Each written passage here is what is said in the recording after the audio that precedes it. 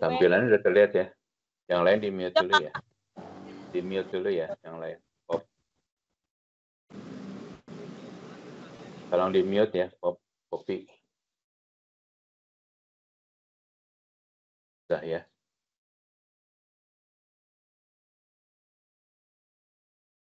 Oke, ini sudah saya rekam. Jadi hari ini kita akan belajarin dulu yang mata kuliah jasa akomodasi ya.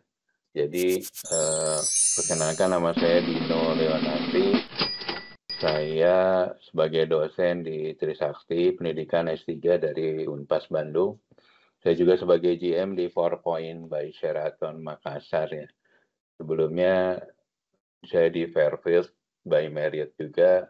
Pernah jadi GM di Swissbell, Pondok Indah, Swissbell Kemang, Best Western, Pondok Indah, terus Aston Surabaya, dan beberapa yang lainnya. Jadi mata kuliah ini kita akan mulai pengenalan jasa akomodasi dengan studi kelayakan ya. Jadi tidak di hotel aja, kalau kita membuat bisnis, kita mau mulai dengan studi kelayakan. Kenapa studi kelayakan dibuat? Adalah untuk menghindari resiko rugi ya. Jadi kalau kita pertama kali mau bikin sesuatu investasi itu kita harus hitung dulu kira-kira berapa sih nanti revenue-nya gitu ya. Nanti supaya menghindari risiko kerugian. Terus juga mempermudah perencanaan. Misal kita mau bangun hotel, kita bikin dulu studi kelayakannya, FS-nya. Kira-kira hotel bisa dibangun dalam waktu misalnya 2 tahun gitu ya. Nilai investasinya misalnya per room investment-nya, per room key-nya, misalnya kalau Jakarta satu kamar misalnya 1 miliar gitu. Kalau kamarnya 100 berarti kita 100 miliar. Nah, nanti itu menjadi guidance untuk arsitek, sipil, mechanical, electrical, dan sebagainya ya. Nah, feasibility study juga dimudahkan untuk pengawasan. Nanti kita ngawasin bangunannya, udah kondisi berapa persen. Nah, biasanya kita kalau pakai bank juga nanti ada kondisi termin ya. Jadi kalau kita bangun hotel misalnya 60% modal sendiri, 40% dari bank. Nah, nanti bank juga akan mengucurkan kreditnya ngikutin dari termin termin proses pembangunannya. Kalau pembangunannya udah 40%, misalnya dikasih lagi kredit keduanya, ketiga, dan seterusnya. Dia akan langsung dikasih kredit awal ya, karena khawatir dananya tidak digunakan untuk pembangunan, bisa dipakai yang lain-lain gitu ya. Nah, biasanya kita dalam membuat studi kelayakan bisnis, apapun, mau hotel, restoran, atau apa, kita menilik dari berbagai aspek. Yang pertama, aspek pasar. Kira-kira bangun hotel di daerah Simatupang sekarang ini masih menguntungkan enggak?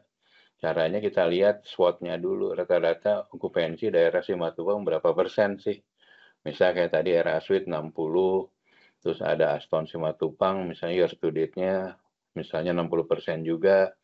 Mercure, Swissbell, Pondok Indah itu berapa persen, ARR-nya di angka berapa nih gitu. Nah, misalnya biasanya parameter kita membangun hotel yang paling mudah kalau memang industrinya masih di bawah 30%. Nah, 30% itu biasanya titik BEP ya, titik break-even point-nya hotel. 30% umumnya ya, secara umum biasanya belum menghasilkan revenue, belum menghasilkan profit ya. Jadi kita ngeliat kalau memang okupansinya udah di atas 50, 60, 70 itu berarti pasarnya menarik. Nah, kira-kira udah pasarnya menarik, nanti kita beli tanah di sana harganya masih make sense nggak gitu. Jangan sampai kita bikin hotel harga tanahnya mahal, tapi kita bikinnya hanya kelasnya budget hotel gitu kan. Sayang banget itu udah harganya mahal, tapi ngambil market yang harganya murah gitu, nanti balik modalnya akan lama gitu ya. Itu dari aspek pasar. Terus nanti kita juga ngelihat kira-kira di situ pemainnya, brandnya udah berapa banyak. Brand internasional di situ ada apa aja, ada Accor, mungkin ada Swissbell, ada Marriott, itu ada Aloft ya. Nah, terus SDM kalau Jakarta nggak masalah, gampang ya. Manajemen kita mau pakai operator atau mau manage sendiri KRA, nah nanti tergantung dari kira-kira potensial kita seperti apa ya. Terus keuangannya kira-kira gimana nih, mau pakai bank. Nah, bank juga kan kadang-kadang nggak semua kita bisa dikasih kredit yang sesuai dengan kemauan kita ya. Apalagi sekarang beberapa properti itu sudah masuk ke red zone ya. Red zone itu mungkin bank nggak berani terlalu ekspansif ngasih kredit ke properti karena properti bisnis sedang lesu misalnya. Nah, itu juga berarti kan kamu harus mikirin, wah berarti nggak bisa pakai banking ya, kita harus nyari pinjaman lain selain bank. Misalnya dari kita menggabung dengan partner lain gitu, misalnya mencari partner bisnis lain supaya modalnya menjadi lebih besar dan sebagainya ya. Aspek ekonomi ya saat ini ekonomi misalnya Indonesia lagi nggak terlalu bagus. Nah, dengan pertumbuhan ekonomi misalnya cuma 5%, kira-kira bisnis di daerah Simatupang, Jakarta masih oke nggak nih buat hotel? Nah, itu harus diasumsikan, harus dianalisa ya, sehingga waktu kita bikin hotel, kelengkapan aspek untuk kelayakan bisnisnya sudah kita ketahuin ya. Yang selanjutnya adalah aspek hukum. Kita harus pastikan bahwa daerah tersebut memang daerah khusus untuk bisnis, misalnya kan ada beberapa jalur yang memang harus jalur hijau, itu berarti buat lingkungan atau buat penghijauan, nggak boleh buat bisnis. Biasanya kalau bisnis jalurnya kuning namanya istilahnya ya. Di situ khusus untuk bisnis. Nah, oke, aspek hukumnya udah bisa, legalitasnya nanti kita harus urus. Nah, untuk ngurus izin-izin tuh lumayan tuh, bisa nyampe 2 sampai 5 miliar tergantung dari kotanya ya. Mulai dari SLF, izin-izin yang lain lah, mulai dari izin yang operasional, yang minuman, alkohol dan segala macam, itu total-total hampir 2 sampai 5 miliar. Bisa dibayangin biaya yang mahal itu, kira-kira balik modalnya berapa lama nih bikin hotel di Jakarta, dalam hal ini misalnya di daerah Simatupang gitu ya. Nah, selanjutnya adalah aspek atau dampak lingkungan. Nah, biasanya kita ada aturannya ya, kalau dari DKI itu ada namanya KDB, coefficient denah bangunan. Berapa persen sih tanahnya yang bisa dibangun? Misalnya Suite punya 1000 meter, tapi KDB-nya hanya boleh 60% gitu misalnya. Jadi 40% harus untuk apa sih namanya, bukaan ya, atau nggak boleh dibangun, hanya dibangunnya 60%, itu 40%-nya untuk apa, area yang terbuka, untuk apa sih namanya tuh, penghijauan dan sebagainya, parkir dan sebagainya gitu ya. Jadi jangan sampai nanti banyak industri atau hotel, bangun hotel tapi nggak punya parkirnya. Nanti dari sisi safety-nya juga menjadi masalah dan sebagainya ya. Nah, biasanya dalam kita menghitung investasi awal, kalau bangun hotel itu yang paling besar adalah dari biaya konstruksi, hampir sekitar 40-50% itu dari konstruksi ya. Nah, konstruksi nanti dibagi-bagi, itu ada dari struktur, itu sipil, ya, arsitek, interior, mechanical, electrical, dan sebagainya. Nah, bisa dilihat di sini kan izin tuh bisa tergantung daerah ya. Ini misalnya di daerah 1,2, tapi kalau di Jakarta mungkin sampai 2 sampai 5 miliar. Nah, kita harus prepare dana itu. Dengan membangun misalnya ini kita ada studi kasus, biaya konstruksinya 75 miliar. Ditambah nanti biaya pre-openingnya untuk technical assistant kalau kita mau pakai brand asing gitu ya, atau pakai operator lokal nasional, terus bayar technical assistant, dan lupa juga modal awal ya, karena kan hotel kerja belum ada revenue, mau nggak mau kan ada modal awalnya ya, untuk gaji 3 bulan, pertama bayar listrik, bayar air, bayar gas selama belum ada revenue. Nah, selanjutnya juga biaya pre-opening ya, selama proses rekrutmen, hiring, training, dan sebagainya, itu kita harus alokasikan di dalam biaya pre-opening ya. Nah, total dari seluruh investasi ini, nanti kita bagi dengan jumlah besaran kamar, nanti istilahnya room key ya. Jadi kalau kamu nanti ditanya, berapa sih investmentnya per room key? Per room key itu per kunci kamar gitu ya. Tapi ada juga istilahnya room bay. Jadi misalnya kamarnya kamar suite. Kamar suite itu luasnya 70 meter, misalnya 70 square meter, itu terdiri dari 2 kamar deluxe. Artinya itu 2 room bay, 1 room key ya. Jadi 2 room bay, 2 kali 30, misalnya luasannya jadi 70. Tapi kuncinya 1 karena kamarnya tipenya suite gitu. Misalnya jadi 1 kunci tapi 2 room bay. Nah, istilahnya di investasi itu namanya ada room bay dan room key ya. Jadi kita bisa membandingkan berapa room bay, berapa room key gitu ya. Nah, karena kita akan lebih banyak nanti mungkin karena ini rata-rata sudah pada kerja di hotel, saya pengen lebih aktif nanya ya, kalau memang ada yang mau ditanya ya.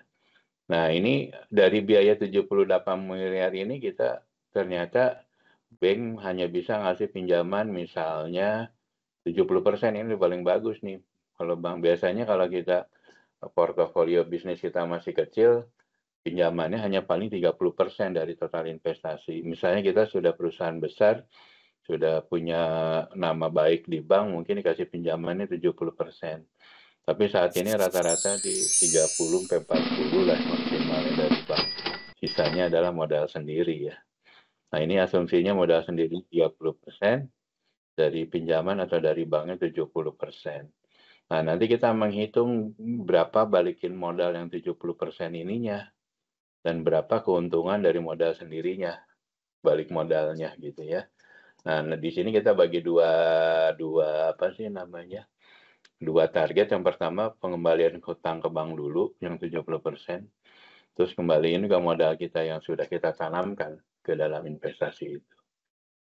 Oke ya, nah biasanya nanti kita ada data teknis dari arsitek, digambar per lantai, berapa luasan kamarnya, berapa luasan function yang lainnya, misalnya ada ballroom, ada restoran, dan sebagainya ya. Nanti kan cara ngitung berapa seating capacity-nya, nanti ada aturan rule of thumb-nya sendiri ya.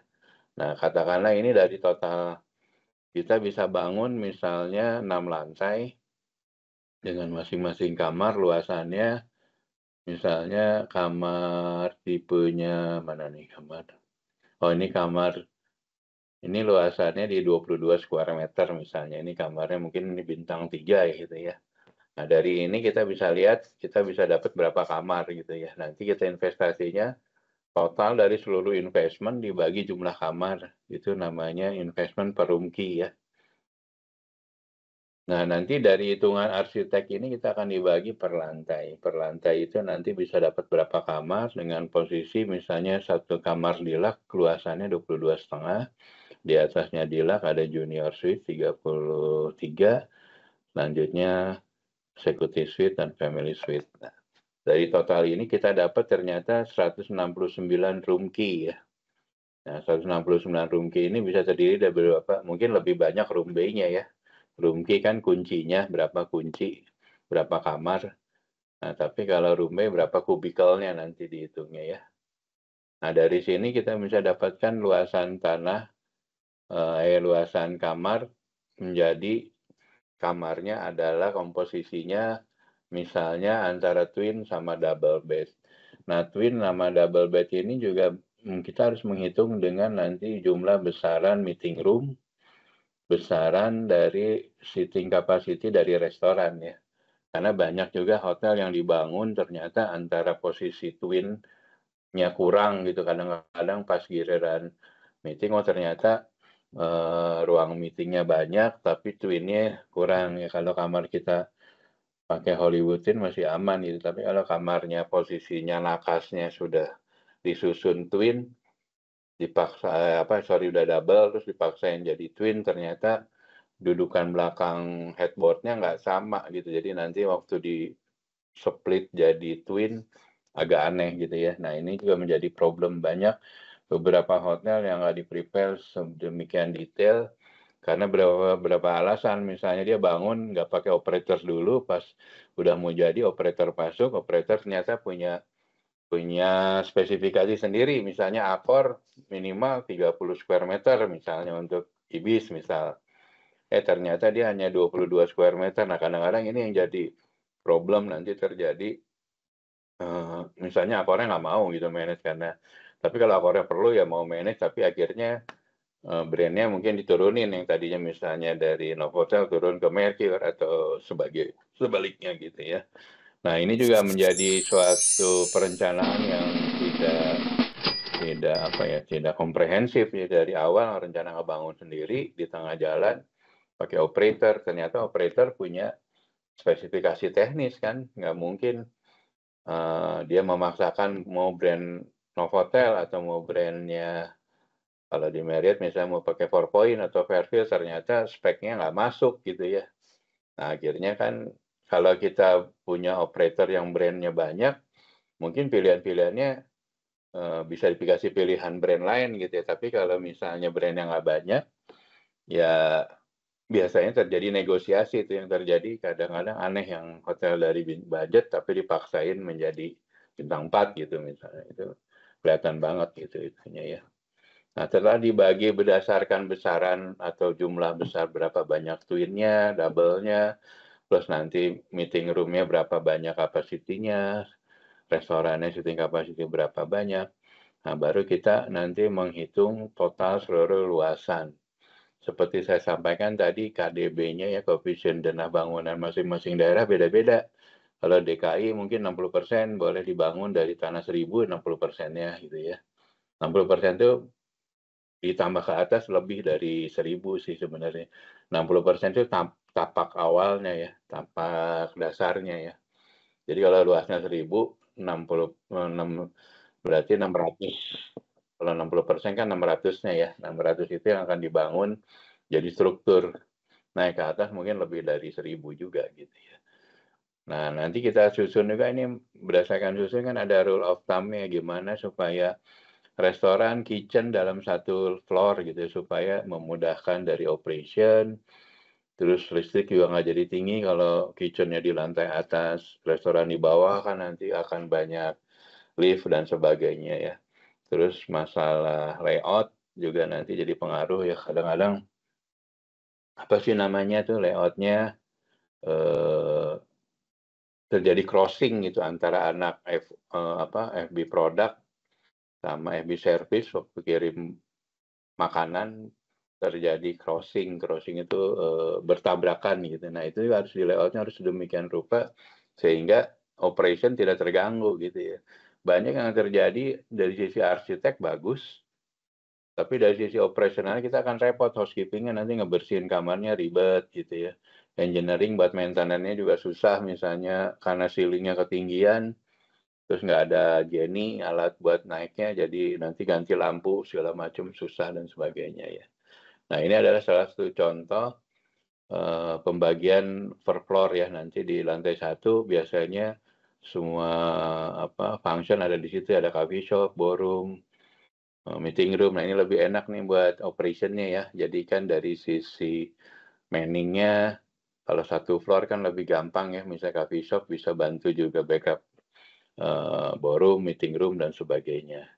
Terus mulai lantai 2 ke atas misalnya tipe kamar. Nah tipe kamar itu jadi problem ya. Nanti kalau kamar satu floor kebanyakan varian tipenya juga waktumu saving energi nanti agak repot ya. Tapi kalau kita per floor-nya misalnya tipenya deluxe semuanya atau suite semuanya. Jadi kan enak kalau misalnya nggak laku suite, nggak ada yang minta suite, satu floor kita matiin ya untuk saving energinya gitu ya. Nah ini yang banyak yang nggak diperhatikan para pembuat hotel itu mulai dari planningnya yang sedemikian rupa yang akhirnya kadang-kadang dalam satu floor kamarnya variasi gitu. Ada satu floor hanya keisi suite doang. Tapi untuk koridor kita harus nyalain AC dinyalain di floor dan segala macam. Itu ujung-ujungnya nggak bisa saving energi ya. Gitu. Nah, dari total seluruhnya nanti kita akan dapat harga. Nah, nanti kan harga itu akan naik dari harga tanah misalnya di luar dari bangunan awalnya cuma 8 juta per meter. Tapi setelah ada bangunannya, ada kamarnya, ada segala macam fasilitasnya, harganya akan naik. Nah, itu yang disebut dengan capital gain ya. Makanya kalau bangun hotel tuh sebenarnya owner itu bangun hotel itu balik modalnya sangat lama ya. Secara bisnis tidak terlalu menguntungkan karena duitnya idle ya, karena lama balik modalnya. Tapi beberapa konglomerat bangun hotel itu karena memang satu buat showcase ya, dia untuk menunjukkan bahwa bisnis dia banyak selain bisnis tambang dia punya hotel juga. Nah hotelnya bukan sebagai sapi perah untuk menghasilkan ya, tapi mungkin tambangnya. Jadi hotel hanya sebagai showcase doang. Nah, tapi hotel ini nanti akan mendapatkan yang namanya istilahnya capital gain ya. Jadi kalau kamu bangun hotel sekarang, harga tanahnya misalnya 8 juta, setelah dibangun ini mungkin nilai bangunannya per square meternya nanti menjadi 20 juta, 25, dan seterusnya. Itu yang disebut dengan capital gain. Jadi banyak pengusaha hotel itu hanya mencari ujungnya di capital gain gitu ya. Oke, nah dari situ ujungnya adalah nilai berapa nilai investasinya dengan rata-rata okupansi di daerah Simatupang misalnya 60% kita akan targetin, misalnya ARR bintang 3 ya 400.000. Kira-kira kita bisa balik modal di berapa lama? 9 tahun. Dengan internal rate of return. IRR ini adalah kalau kamu nyimpan uang di bank, deposito, misalnya bunganya 9% gitu ya. Nah, IRR ini adalah nilai selisih investasi terhadap deposito. Jadi kamu kalau nyimpan uang bangun hotel dengan nyimpan uang di deposito, selisihnya gedean mana gitu ya istilahnya gitu. Kalau deposito kan nggak ada risiko ya. Kalau hotel ada risiko rugi dan segala macam, makanya kita harus ngitung berapa sih internal rate of return. Internal rate of return itu kita menghitung berapa persentasi selisihnya kalau kita simpan di deposito. Ya, berarti kalau semakin besar IRR-nya semakin menarik, berarti bisnisnya menguntungkan gitu ya. Dan tapi di dalamnya ada risiko ya, di dalam risiko bisnis gagal dan segala macam. Net present value ada nilai saat ini dari investasi yang nanti nilainya menjadi 70, misalnya 78 miliar gitu ya. PEP-nya berapa lama balik modal atau payback periodnya. Ternyata dengan model statistik seperti ini, okupansinya segini, diperkirakan 9 tahun akan balik modal. Balik modalnya 2 ya, modal dari pinjaman sama modal sendiri. Gitu ya. Sampai sini ada yang mau nanya? RA Suite? Ada yang mau nanya? Bapak, Ibu dari RA?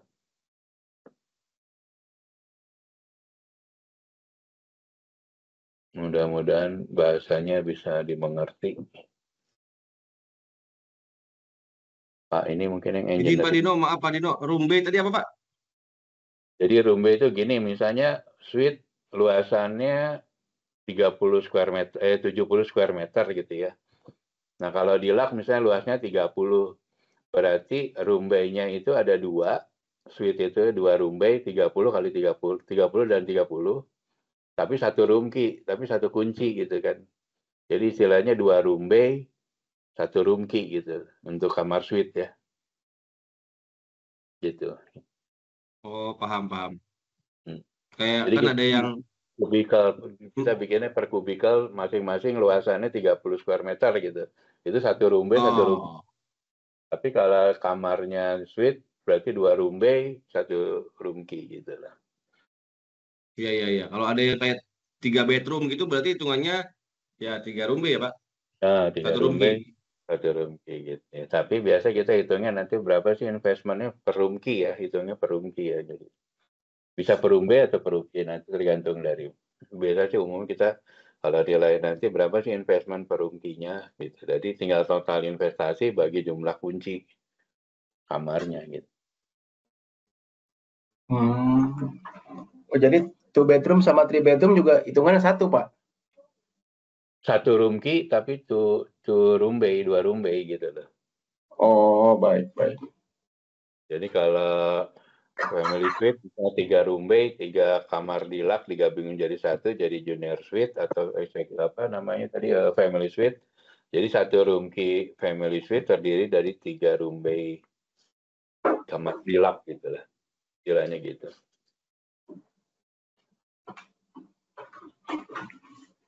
Thank you, Pak. Ada lagi yang mau nanya untuk ini apa namanya studi kelayakan. Nanti sudah studi kelayakan mungkin nanti kita bikin masalah untuk layoutnya ya. Kadang-kadang layout yang jadi problem bagi kita orang hotel adalah layout. Orang arsitek pasti bikin layoutnya sebagus mungkin, tapi kita kan ngelihat dari sisi fungsional ya. Kadang-kadang kamar Terlalu banyak pernik-perniknya, housekeeping-nya susah bersihinnya, engineering susah ngebenerinnya gitu kan. Nah itu Ya yang Pak, dibutuhkan makanya, kalau banyak dibutuhkan. pernak-pernik susah Pak, housekeeping Pak, follow up-nya. Iya, makanya itu yang dibutuhkan di awal itu, waktu kita bangun hotel tuh antara operator sama dengan arsitek itu duduk bareng di awal gitu.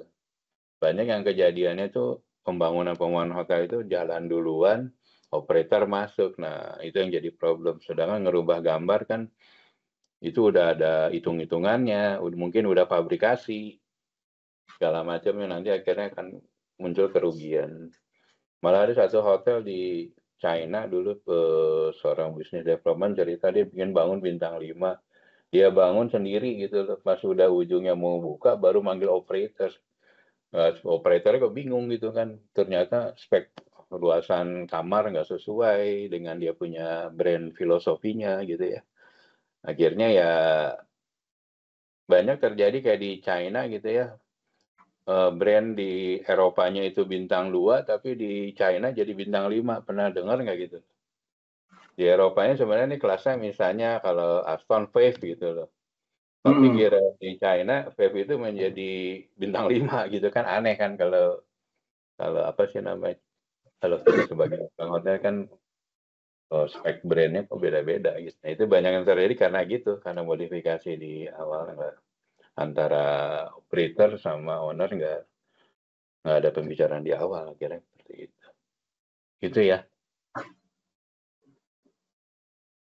Ada lagi yang mau nanya untuk studi kelayakan ini dulu, mata kuliah studi kelayakan.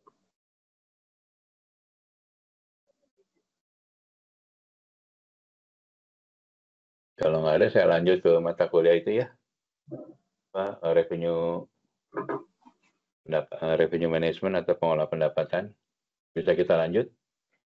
Yang mau leave, monggo. Tapi kalau mau join, silakan aja. Kalau RPL-nya dapat apa sih namanya, revenue management atau pengelolaan pendapatan. Dari 8 orang ini, siapa yang ikut pengelolaan pendapatan? Berapa orang? Saya, Saya Pak. ikut, Pak. Oh, jadi kita lanjut aja ya ke mata kuliah Lanjut, Pak. pengelolaan. Lanjut aja, Pak.